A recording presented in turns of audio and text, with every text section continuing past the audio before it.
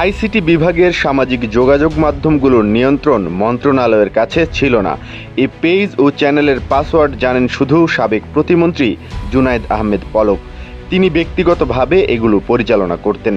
এমন তথ্যই জানিয়েছেন আইসিটি বিভাগের দায়িত্বে থাকা অন্তর্বর্তীকালীন সরকারের উপদেষ্টা নাহিদ ইসলাম।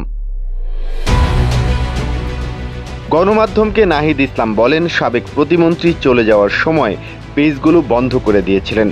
পুনরায় চালুর জন্য মন্ত্রণালয় থেকে উদ্যোগ নেওয়া হয়েছে। এদিকে গণমাধ্যম সূত্রে জানা গেছে, রিমান্ডে থাকা সাবেক প্রতিমন্ত্রী পলকের কাছ থেকে এখনও পেজ ও চ্যানেলের পাসওয়ার্ড উদ্ধার করা যায়নি। Redmi 13 স্টাইল বানাই দুনিয়া কাঁপায়।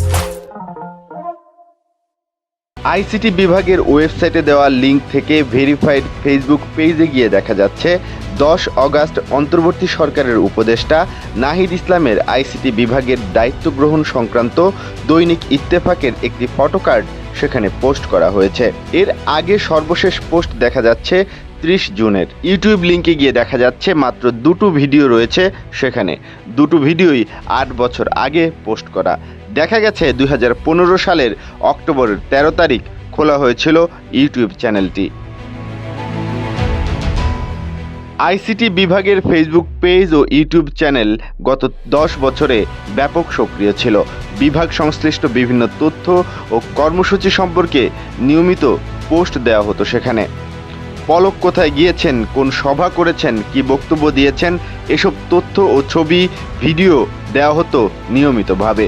কিন্তু সরকার পতনের পর ফেসবুক পেজ ও ইউটিউব চ্যানেল সব পোস্টেই মুছে দেওয়া হয়েছে।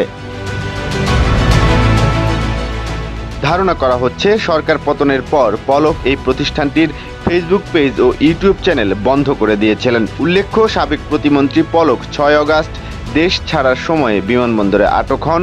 এরপর 14 অগাস্ট হত্যা মামলায় তাকে গ্রেফতার দেখানো হয়। জানা গেছে, ঢাকা লাইভ নামে একটি স্ট্রিমিং প্ল্যাটফর্ম ও ডিজিটাল মার্কেটিং টিম আইসিটি বিভাগ ও সামাজিক যোগাযোগ মাধ্যম নিয়ন্ত্রণ করত। ঢাকা লাইভকেও এখন আর কোথাও খুঁজে পাওয়া যাচ্ছে না। তাদের ওয়েবসাইট ও ফেসবুক পেজ বন্ধ আছে। জানা গেছে, রাজধানীর কারওয়ান বাজারে প্রতিষ্ঠানটির প্রধান কার্যালয় তালাবদ্ধ রয়েছে।